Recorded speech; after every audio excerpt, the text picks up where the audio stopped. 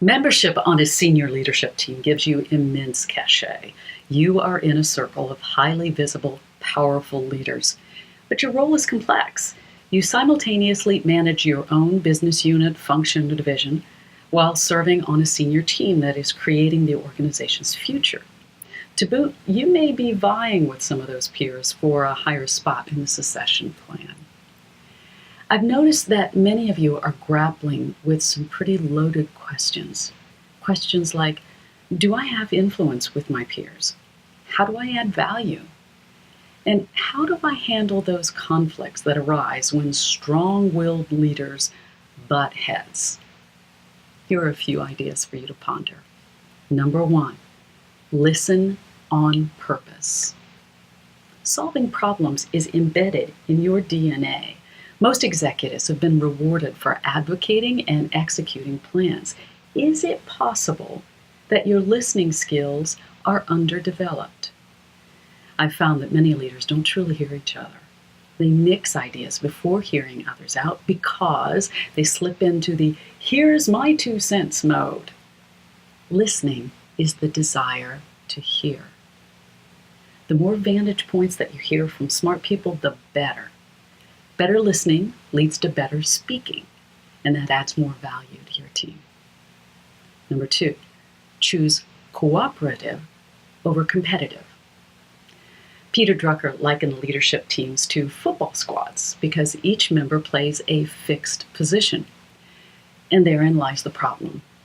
Executive teams must overcome that inherent fragmentation when each member has his or her own role to play.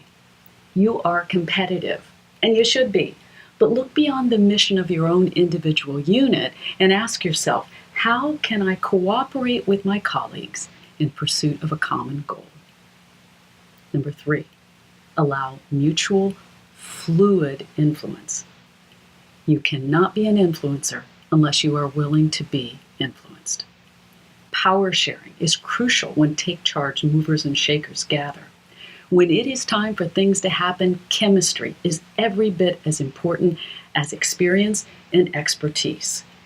Everyone craves respect, which means that you need an extra dollop of self-awareness when you are around other senior leaders. Stay open to mutual influence and adapt to the fluidity of the group. Number four, help them help you. Sometimes you have to connect the dots for your fellow leaders. Guide them to see the big picture issues of your unit. Share with them the macro before the micro. Don't assume that they know how your group rolls.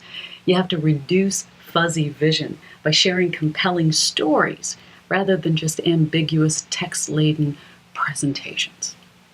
Number five, make it virtually possible. Global teams have a compounded challenge because if you're on a global team, you're collaborating across multiple time zones, most of the time by telephone.